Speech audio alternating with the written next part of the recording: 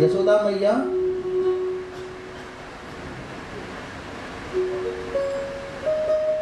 मैया कहती है, लाला दिष्ट्या कंसो हत पाप सानुगस्वेन पापना। बड़ी अच्छी बात है, हमारे लाला ने पापी कंस मार दियो। हमेशा संतों के साथ और धर्माचरण करने वाले सज्जनों के साथ उसका देश रहता था। लाला कहीं हमारे कृष्ण को हमारी याद भी आवे है। अपि स्मरति न कृष्णो मातरम सुहृद सखी गोपान ब्रजम चात्मानम गावो वृंदावनम गिरिन। कभी वृंदावन की, गिरिराज जी की, गायों की, इन गोपियों की, सखियों की, मित्रों की हमारी याद भी आती है क्या? अरे उद्धव, वह लाला के चरणों के सेवन से सरित सैल वन मुकुंद पद भूषितान। हम कभी बाहर निकल कर के भी चले जाए ना धोखे से,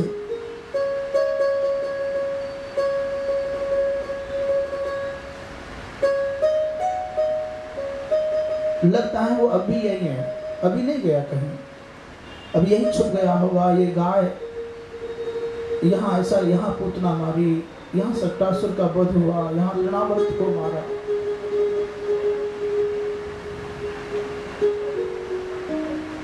सारी रात चर्चा करते करते गुजर गई।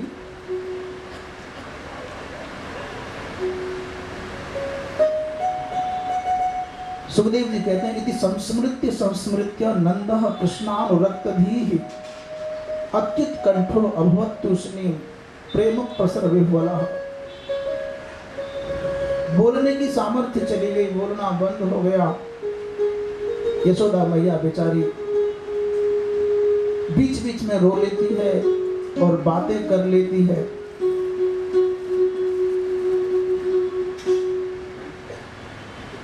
मेरे लाला ने यहाँ एक ही हाथ पे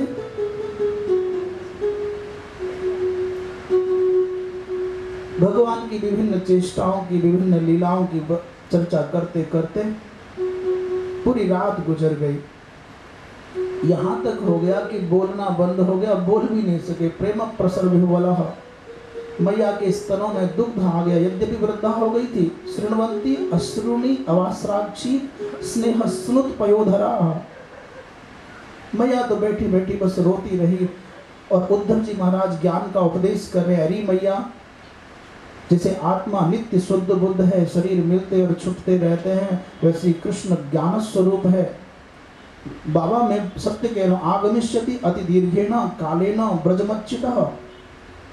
कृष्ण जरूर ब्रज में आएंगे और जल्दी आएंगे। कंस को मारा है, आप खेद मत करो, आप दोनों के दोनों भाग्यशाली हैं। संसार में कोई किसी का माता पिता नहीं होता है। सब जीव परस्पर ऐसे मिल जाते हैं जैसे प्याऊ पर पानी पीने के लिए लोग इकट्ठे होते हैं। सर्वेषां आत्मजो हि आत्मा पिता माता स ईश्वरः। वो सौभाग्य से तुम्हारे यहाँ पुत्र बन करके आ गया, परंतु वो तो परमात्मा है, सबका माता पिता है, सबका ईश्वर है, सबका गुरु है। इस प्रकार कब पूरी रात बीत गई, बिना चितात एवं निशासा ब्रवतोर व्यतीता। पूरी रात बात करते करते बीत गई। प्रातः काल हो गया और घर घर में दधिमंथन के स्वर आने लग गए।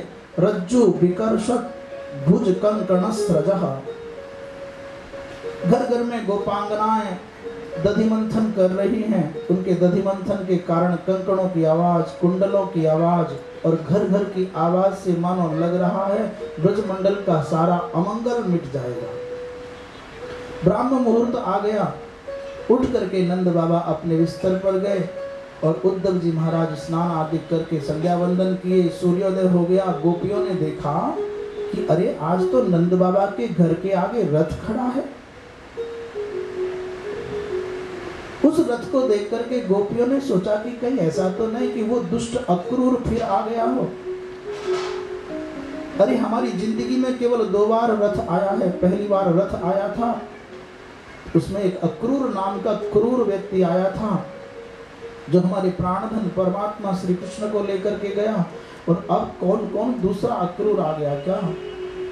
तब तक देखा संध्या वंदन करके, अभिनंदन करके, सूर्य नमस्कार आदि संपन्न करके उद्धव जी महाराज द्वार से बाहर आए।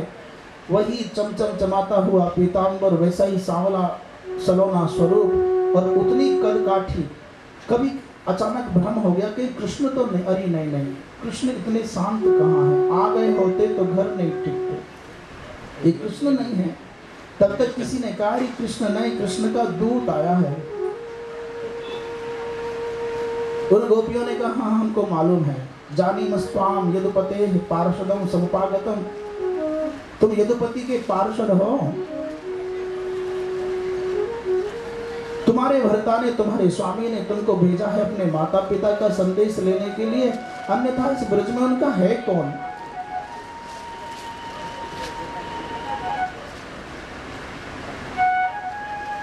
संसार के लोग बड़े मतलबी होते हैं भैया। एक गणिका तब तक प्रेम करती है वैश्या जब तक व्यक्ति पर धन रहता है। ये विद्यार्थी तब तक प्रेम करते हैं गुरु से जब तक विद्या प्राप्त नहीं होती। पक्षी तब तक प्रेम करते हैं वृक्षों से जब तक उन पर फल रहते हैं। फल खत्म हो जाने पर पक्षी भाग जाते हैं, धन खत्म हो जाने पर वेश्या चली जाती है, और विद्या संपन्न होने पर शिष्य गुरु को छोड़ जाता है। अपना स्वार्थ पूर्ण हो गया तो ऐसे कृष्ण भी हमको छोड़ करके चले गए।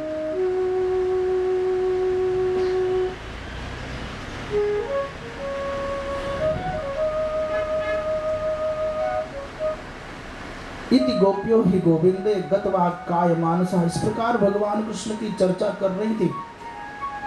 कृष्ण दूते ब्रजम याते उद्धवे त्यक्त लौकिका। बेचारे कभी रोने लग जाएं, कभी गाने लग जाएं, लज्जाहीन होकर के, शंकाहीन होकर के, संस्मृत्य यानी कैशोर बाल्यो हो। और अचानक इतनी देर में एक भौरा आकर के गोपियों के चरणों में गुंजार करने लग गया। उन गोपियों ने उद्धव जी महाराज को कुछ संदेश दिया है भ्रमर के माध्यम से। मधुप कितब बंधो मास प्रशांघ्रीम सपत्न्याः कुछ बिलुलित माला कुंकुमस्मश्रुभिर्नः। जब वो भौरा गोपियों के चरणों की ओर आता है तो गोपियां हटाती हुई कहती हैं, अरे ओ कितब बंधो, ओ ठग के बंधु, अरे जैसे तू ठगिया है वैसे तेरा स्वामी भी ठगिया है, जैसा तू काला है वैसे तेरा स्वामी भी काला है। तुम तो बाहर के भी काले और दिल के भी काले हो। जैसे तू कभी एक पुष्प का सगा नहीं हुआ, कभी इस पुष्प का स्वाद चखा, कभी दूसरे का चखा, तू अपने जीवन में कभी एक का वफादार नहीं हुआ। सैकड़ों फूलों के पास जाता है, पराग लेता है, फिर दूसरी जगह भाग जाता है, तू चंचल मन का है। ठीक वैसा ही तेरा स्वामी भी है। दोनों के दोनों काले काले हो और दोनों ही वफादार नहीं। वो हर गोपी को देख करके कहता था, गोपी तू ही मेरी आत्मा है, तू ही मेरा प्राण है। और दूसरी दिख जाती थी तो हम सब उसकी मीठी मीठी बातों में आ जाते थे। और जैसे आज तू हमको मनाने के लिए हमारे चरण पकड़ रहा है, चरण छूता है, जा जा, ऐसे ही तेरा स्वामी भी हमारे चरण छूता था, मना लेता था, मीठी मीठी बातें करके हम उसके अधीन हो जाते थे। ये जो तेरी मूंछों पर मथुरा की स्त्रियों के, माननियों के कुछ का कुमकुम लगा है ना, इसको हमारे चरणों पर मत छुआ देना। हमको मथुरा से बहुत ज्यादा घृणा है। मथुरा का एक कण भी हमारे ब्रजमंडल में आना नहीं चाहिए। इस प्रकार भ्रमर को डांट रही हैं। परिचरति कथम तत्पाद पद्मम तु पद्मा और ह्यपि बत हत धृत चेता उत्तम श्लोक जल्पैहि।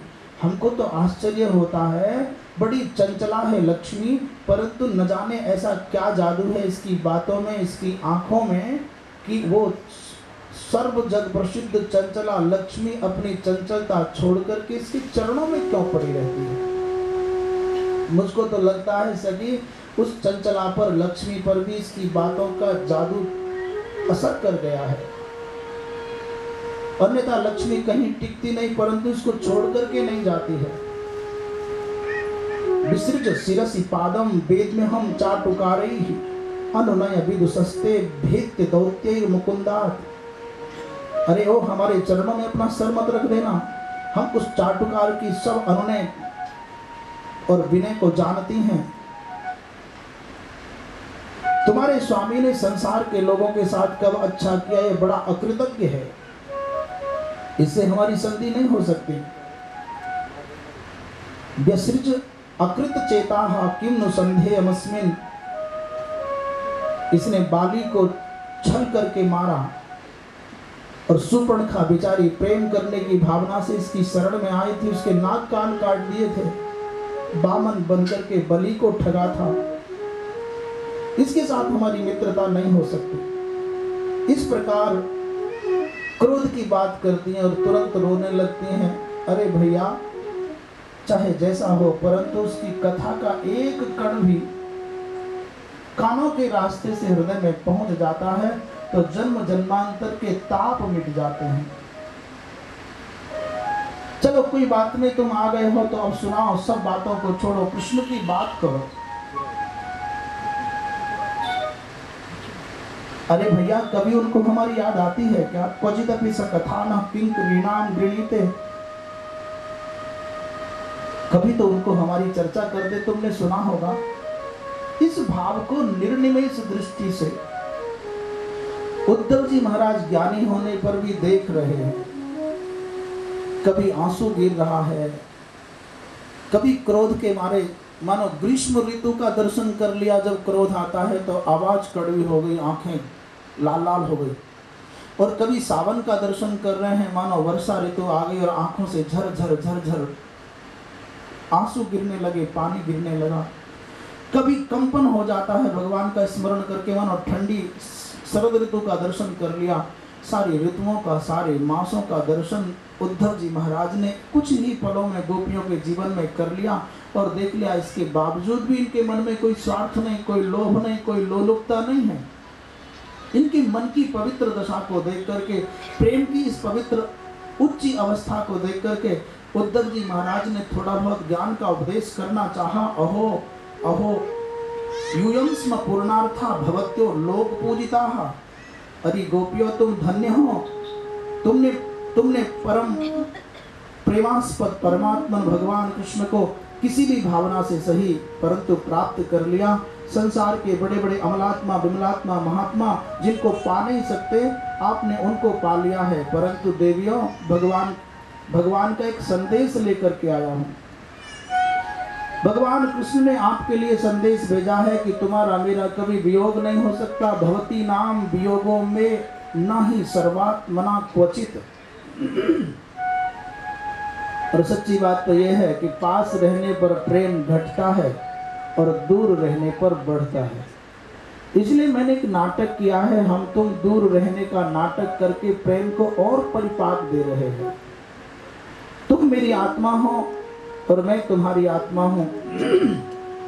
भगवान कृष्ण का संदेश मिलते ही गोपियों का क्रोध चला गया, शिकायत चली गई और उद्धव जी महाराज को लेकर के हर दिन एक नई जगह जाती हैं। अरे अरे भैया, यहाँ हमारे बालकृष्ण लाल ने पूतना को मारा, यहाँ सकटासुर को मारा, यहाँ तृणावर्त को मारा, यहाँ अघासुर को मारा, यहाँ ये घटना, यहाँ ये लीला। पूरे ब्रजमंडल में भ्रमण करते करते करते करते 6 महीने उद्धव जी महाराज को बीत गए, मथुरा की याद नहीं आई। 2 दिन के लिए आए थे और 6 महीने तक ब्रजमंडल छुटा नहीं।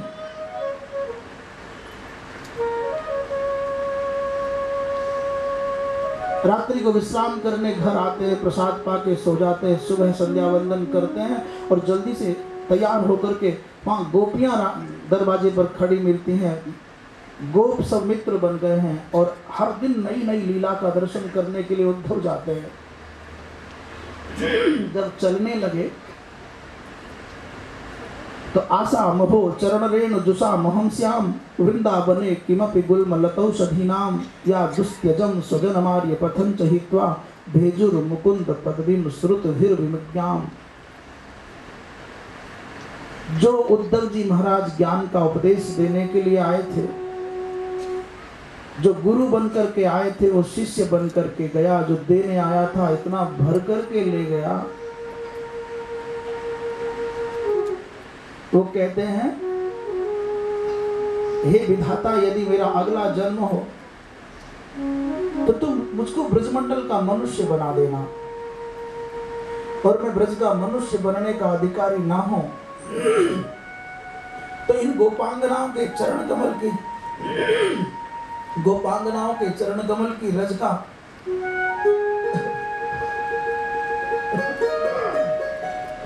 गोपांगनाओं के चरण कमल की रज का संस्पर्श मुझको हो जाए, इस वृंदावन में कोई लता बन जाऊं, कोई गुल्म बन जाऊं, कोई औषधि बन जाऊं, कोई झुरमुट बन जाऊं। वृंदावने किमपि गुल्म लतौषधीनां।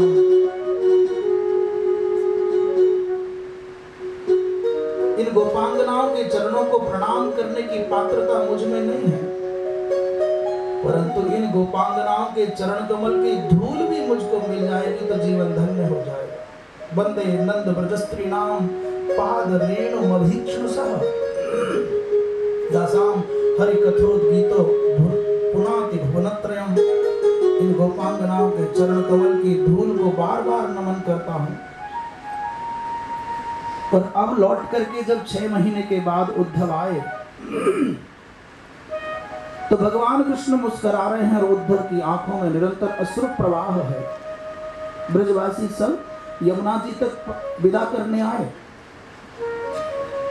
और यमुना मैया को अपनी मर्यादा मान करके मथुरा की ओर नहीं आए, लौट गए।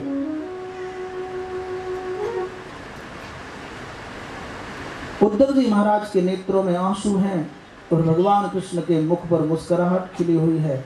आज भगवान कृष्ण बोले, उद्धव तू सनाथ हो गया। तुम्हारे मन में जो ज्ञान का अभिमान था, ज्ञान की जो शुष्कता थी, वो भक्ति के रस से सराबोर होकर के अब सार्थक हो गई। उद्धव कहते हैं, कृष्ण तुम बहुत पत्थर के बने हो, तुम्हारे दिल में दया नहीं है। गोपांगनाएं तुम्हारा नाम ले लेकर के, मैया यशोदा तुम्हारा नाम रट रट करके अंधी हो गई, तुम जा नहीं सकते। भगवान कृष्ण बोले, रे उद्धव, याद कर जब तू ब्रज नहीं गया था, मैं रो रहा था, तू समझा रहा था, और आज तू रो रहा है, मैं समझा रहा। ब्रज तो भूमि ही ऐसी है, जो वहां जाएगा वो गीला हुए बिना रह ही नहीं सकता। ब्रज की भूमि ऐसी पावन भूमि है, जो वहां जाएगा वो सरस हुए बिना रह नहीं पाएगा। उसको भक्ति की गंगा में गोता लगाने का सौभाग्य मिलेगा। वो वहां से आएगा तो कुछ ना कुछ गीला होकर के आएगा। उद्धव, मैं तो केवल तुझको ये ज्ञान कराना चाहता था कि मैं और गोपियां अलग नहीं है। देख, भगवान कृष्ण ने उद्धव जी महाराज को अपने दिव्य देह में गोपांगनाओं को रोम छिद्रों से निकलते और प्रवेश करते हुए दिखा दिया। श्री राधा रानी भगवान कृष्ण के वक्ष में बैठी आत्मा है, दिल की धड़कन है,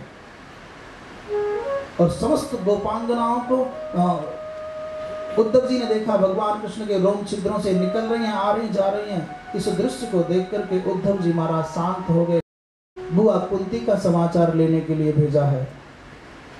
सुखदेव जी महाराज कहते हैं, अक्रूर जी महाराज हस्तिनापुर गए, बाबा भीष्म से मिले, कुछ महीने तक वहीं रहे, धृतराष्ट्र को समझाया और बहन कुंती के पास में रह करके उसको सांत्वना देते हैं। तो कुंती कहती, अपिस्मरन्ति न सौम्यो पितरौ भ्रातरश्च मे भगिन्यो भ्रातृपुत्राश्च जामयः सख्य एव च। कुंती ने कहा, भैया, कभी मेरे भैया वसुदेव को मेरी याद आती है क्या? कभी तो ऐसा होता होगा, कृष्ण के चर्चा चल जाती होगी तो मैं भी कोई उनकी बुआ हूँ, उनकी कोई संबंधी हूँ, कभी तो याद आती होगी। भैया, आप लोग इतने निष्ठुर हो गए, मैं कुंती भोज के यहाँ गई तो इसका मतलब मेरा संबंध तो खत्म नहीं हो गया ना, और मेरा विवाह हो गया, मुझे वैधव्य का कलंक लग गया, मेरे बच्चे अनाथ हैं। तुम कृष्ण से केवल एक बात कह देना, केशव, तुम्हारे सिवा संसार में कुंती का कोई और नहीं है। मेरा संदेश कृष्ण तक पहुंचाना। कृष्ण कृष्ण महायोगिन विश्वात्मन विश्व भावना प्रपन्नाम पाहि गोविंद शिशुभिश्चावसीदतीम। अपने छोटे छोटे अनाथ पुत्रों के सहारे जी रही हूँ, केवल तुम्हारे बल पर। आपने भी ठुकरा दिया तो दुनिया में मेरा कोई सहारा नहीं होगा। केवल इतना संदेश मेरा भैया कृष्ण तक पहुंचा देना। अक्रूर जी महाराज लौट करके आए, भगवान कृष्ण को बुआ कुंती का संदेश दिया। और इधर श्री सुखदेव जी महाराज कहते हैं दसम स्कंद का उत्तरार्ध आरंभ होता है, माने 50वां अध्याय आता है। और सज्जनों, मनुष्य के जीवन का भी जब 50वां वर्ष आता है तो उत्तरार्ध जीवन का आ जाता है। जीवन का पूर्वार्ध खत्म, माने 50 वर्ष तक पूर्वार्ध है, और 51वां वर्ष लगे तो उत्तरार्ध आ जाता है। ऐसी दसम स्कंध भी पूर्वार्ध खत्म और उत्तरार्ध लग गया। और जैसे ही उत्तरार्ध आया तो जरासंध आ गया है। और मनुष्य के जीवन में भी बड़ी विचित्रता है कि जब 50वां वर्ष आता है तो उत्तरार्ध माने आता है तो जरासंध आ जाए। जरा माने बुढ़ापा, बुढ़ापे की संधि आ जाती है। अब तुम्हारी जवानी का अंतिम सोपान खत्म हो गया, बुढ़ापे की यात्रा प्रारंभ हो गई है माने। और जैसे ही व्यक्ति बुढ़ापे की ओर कदम बढ़ाता है तो अब उसको चिंताएं घेर लेती हैं। अस्ति माने है और प्राप्ति माने ये पाना है। जो पा लिया है उसके संरक्षण में डूबा रहता है, और जो पाना है उसको पाने के लिए चिंतन करता रह जाता है। बस केवल इतना बचता है। इस कंस की 2 पत्नियां थी, अस्ति और प्राप्ति। जरासंध की पुत्रियां हैं, दोनों की दोनों विधवा होकर के पिता के घर आ गईं। अपनी पुत्रियों को विधवा देख करके जरासंध ने प्रतिज्ञा कर ली, इस भूतल पर एक भी यदुवंशी को जिंदा नहीं छोड़ूंगा। और एक एक करके 17 बार भगवान कृष्ण की मथुरा नगरी पर 23 अक्षौणी सेना लेकर के जरासंध ने आक्रमण किया। जब प्रथम बार आक्रमण किया, भगवान कृष्ण और बलराम ने पूरी की पूरी सेना को मार दिया। और मौका लगते ही बलराम जी महाराज ने जरासंध को पकड़ा और मारना चाहते थे। भगवान कृष्ण बोले, दादा ये गलती मत करना। बलराम ने कहा, लाला तू छोटो है तो छोटो ही बन के रहे, बार बार बीच में टांग ना अड़ाया करे। शत्रु चाहे जो हो, रोग को और शत्रु को कभी कमतर नहीं आंकना चाहिए। ये शत्रु और बीमारी कभी कमजोर नहीं होते, जब भी मौका पड़ता है अपना दाव लगते ही, इसलिए शत्रु को माफ नहीं करना है। भगवान कृष्ण मुस्कुरा करके बोले, दादा कभी कभी छोटों की बात भी बहुत अच्छी काम की होती है, मान लेनी चाहिए। बलराम जी बोले, दादा लाला ज्यादा बात मत कर, या तो मार के ही मानूंगा यानी आक्रमण कैसे किया। परंतु भगवान कृष्ण बोले, दादा इसको मत मारना, ये बहुत उद्यमी व्यक्ति है, ये पराजित होने पर, अपमानित होने पर चैन से नहीं बैठेगा। तुम कहाँ कहाँ ढूंढोगे दुनिया के दुष्टों को, ये सबको इकट्ठा करके बार बार यहाँ लाएगा और तुम सबको मार दिया करना। इतना उद्यमी व्यक्ति है, कभी कभी चैन से बैठेगा नहीं, दुनिया के सब दुष्टों को इकट्ठा कर करके बार बार यहाँ लाएगा। अब अपनी मर्जी से जितना भी इसको मार दोगे तो सब भाग जाएंगे। भगवान कृष्ण की बुद्धिमानी को सुन करके बलराम जी को हंसी आई और जरासंध को लात मार करके लौटा दिया, चल तुझको माफ करते हैं। 17 बार जरासंध ने आक्रमण किया मथुरा पर, और हर बार सेना को मारते हैं, जरासंध को जिंदा छोड़ देते हैं। 18वीं बार जरासंध ने ब्राह्मणों को साधना करने के लिए बिठाया और कह दिया कि यदि अब की बार में हार गया ना, तुम सबको सबसे पहले आकर के कोल्हू में पिलवा दूंगा। ओहो, ब्राह्मणों ने पत्र लिख करके भगवान से प्रार्थना की, दादा भगवान आप यदि हार जाओगे तो कुछ नहीं बिगड़ेगा, और यदि ये हार गया तो इस बार हमारा जीवन चला जाएगा। भगवान से प्रार्थना की। 18वीं बार बड़ी भयंकर सेना लेकर के जरासंध आने वाला है, और महाराज नारद जी महाराज के द्वारा भड़काया गया एक कालयवन नाम का महादैत्य 3 करोड़ यावनी सेना को लेकर के मथुरा को घेरने के लिए आ गया।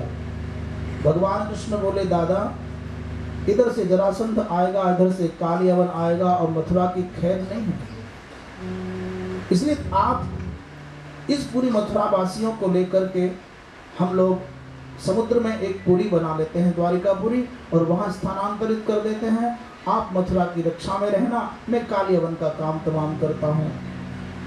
मथुरा वासियों को स्थानांतरित किया, बलराम जी महाराज को मथुरा में छोड़ा, और भगवान कृष्ण अकेले निहत्थे मथुरापुरी के द्वार से निकले, कालयवन के पास पहुंचे। उसने पूछा, रे तू कौन है? भगवान बोले, हम कृष्ण हैं।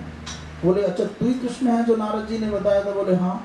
तो जैसे ही पकड़ने के लिए कालयवन भागा, आगे आगे भगवान कृष्ण और पीछे पीछे कालयवन भाग रहा है। भगवान जिस गुफा में मुचकुंद जी महाराज विश्राम कर रहे थे, उस गुफा में पहुंच गए। पीछे पीछे कालयवन पहुंचा, लात मार करके मुचकुंद जी महाराज को जगाया तो उनके जगते ही उनके नेत्रों की ज्योति से जल करके कालियवन भस्म हो गया। भगवान कृष्ण की दिव्य गंध को सूंघ करके मुचकुंद जी महाराज ने पूछा, भगवान आप कौन हैं? दोनों के बीच में परिचय हुआ। मुचकुंद जी महाराज ने भगवान के चरणों को नमन किया, प्रार्थना की, स्तवन किया बहुत भव्य। सुखदेव जी महाराज कहते हैं, राजन ये मुचकुंद सूर्यवंशी राजा हैं, देवताओं के साथ में, देवताओं के पक्ष में युद्ध किया, दैत्यों को पराजित किया।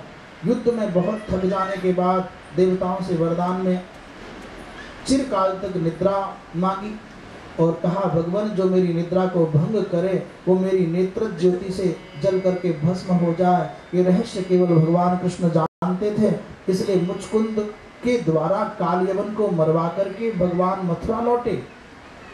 तब तक जरासंध की सेना आ गई और जरासंध की सेना ने मथुरा को घेरा। बलराम जी महाराज भगवान कृष्ण दोनों के दोनों युद्ध के मैदान में आए बिना हथियार लिए। आगे आगे बलराम कृष्ण दोनों और पीछे पीछे जरासंध सेना लेकर के दौड़ रहा है। बोलता है, भगोड़े हो, रण छोड़ हो, भगोड़े हो, डरपोक हो, कायर हो, ठहर जाओ, मार दूंगा। भगवान बलराम और कृष्ण दोनों के दोनों प्रावृषण पर्वत पर चढ़ गए। इस जरासंध ने पूरे पर्वत को घिरवा लिया और पूरे पर्वत में आग लगा दी। इसने सोचा कि अब आग में जल करके दोनों मर गए, मैं विजेता हो गया। भगवान बलराम कृष्ण दोनों के दोनों पर्वत से कूदे, समुद्र में तैरते हुए द्वारिकापुरी पहुंच गए। बोलिए श्री कृष्ण चंद्र भगवान की।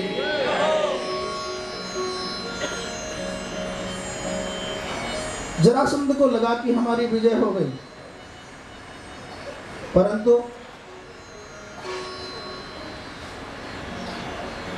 ये दोनों के दोनों मथुरा द्वारिकापुरी में पहुंच गए तैरते हुए। इधर बलराम जी महाराज का विवाह हुआ है रेवत की पुत्री के साथ, और उधर श्री सुखदेव जी महाराज कहते, राजन एक भीष्मक नाम के राजा हैं विदर्भ देश के, उनकी एक कन्या का नाम है रुक्मिणी। 5 पुत्र हुए हैं। तस्य पंचा भवन पुत्राः कन्यैकाच वरानना। रुक्मी सबसे बड़ा भाई है, उसके बाद रुक्म रथ है, रुक्म बाहु है, रुक्म केश है, रुक्म माली और सबसे छोटी है रुक्मिणी। रुक्मिणी ने नारद जी महाराज के द्वारा और अन्य संतों और ब्राह्मणों के द्वारा सुन रखा है भगवान कृष्ण के विषय में। तो रुक्मिणी का मन है कि मेरा विवाह भगवान कृष्ण के साथ हो, और माता पिता दोनों के दोनों चाहते हैं और भाई चाहते हैं, नगर के सब लोग चाहते हैं रुक्मिणी का विवाह कृष्ण के साथ हो। परंतु एकमात्र रुक्मी है जिसकी मित्रता शिशुपाल के साथ है, दुर्योधन के साथ है। ये तमोगुणी वृत्ति का व्यक्ति है। इसने कहा मेरी बहन का विवाह शिशुपाल के साथ होगा। अपने इस ज्येष्ठ पुत्र की ताकत का अंदाजा भीष्मक जी महाराज को है। तो भीष्मक जी महाराज भी रुक्मी की बात को नहीं काट पाए, अंततः सगाई भी होने की बात आ गई। रुक्मिणी ने देखा कि अब अनर्थ हो जाएगा मेरे जीवन का। एक ब्राह्मण देवता का सहारा लेकर के अपना संदेश, अपनी प्रार्थना भगवान कृष्ण तक पहुंचाई। एक ब्राह्मण देवता माता रुक्मिणी का संदेश लेकर के भगवान कृष्ण के पास द्वारिकापुरी पहुंचे और कहते हैं, भगवान भीष्मक जी महाराज की कन्या है रुक्मिणी, उसका मैं संदेश लेकर के आया हूँ। माता रुक्मिणी ने कहा है, केशव श्रुत्वा गुणान भुवन सुंदर शृण्वताम ते निर्विश्य कर्ण विवरैर हरतोंग तापम। हे प्रभु, मैंने अभी आपका दर्शन नहीं किया है, केवल आपकी महिमा को सुना भर है। हे केशव, आपकी मंगलमयी महिमा का श्रवण करते ही मेरे चित्त के समग्र ताप नष्ट हो जाते, जीव के पाप मिट जाते हैं। हे नाथ, मैंने आपका वर्ण कर लिया है, मैं जीव हूँ, और जीव बेचारा अपना मनोरथ करे, संकल्प करे, उसकी पूर्ति तब तक संभव नहीं जब तक भगवान की कृपा न हो। प्रभु, आप भी मेरा वर्ण करके मुझको कृतकृत्य करें। कहीं ऐसा ना हो मेरे नाथ, कहीं सिंह के भाग को कोई स्यार ले जाए। मैंने प्रतिज्ञा कर ली है, 1 नहीं 2 नहीं 10 नहीं 100 जन्म तक निरंतर प्रतीक्षा करनी पड़े तो मैं व्रत से कर्षित होकर के प्राण त्याग दूंगी, और हर जन्म में आपको ही पति बनाने के लिए तप करूंगी, परंतु इस पापी शिशुपाल के साथ कभी नहीं जा सकती। भगवती माँ उमा जगदम्बा माँ पार्वती भी कोटि जन्म लगी रगर हमारी, और बरहु शंभु नत रहु कुमारी। भगवती माँ जगदम्बा का भी यही भाव है कि 1 करोड़ जन्म तक भी इंतजार करना पड़े तो करेंगे, परंतु विवाह होगा तो केवल शंकर जी के साथ होगा। इस प्रकार माता रुक्मिणी ने भगवान कृष्ण के पास अपने मन की भावना को पहुंचा दिया, युक्ति और विधि सब बता दिया। हमारे कुल की परंपरा है, जिस कन्या का विवाह होना होता है वो विवाह वाले दिन भगवती जगदम्बा की पूजा करने के लिए नगर से बाहर आती है। केशव आप आए और रथ पर बिठा करके मुझको ले जाए, सारी विधि भी बता दी। जैसे ही ब्राह्मण देवता का संदेश मिला, प्रातःकाल भगवान कृष्ण रथ पर बैठ करके चल दिए और द्वारकापुरी से विदर्भ देश तक भगवान आ गए। उधर बलराम जी को पता चला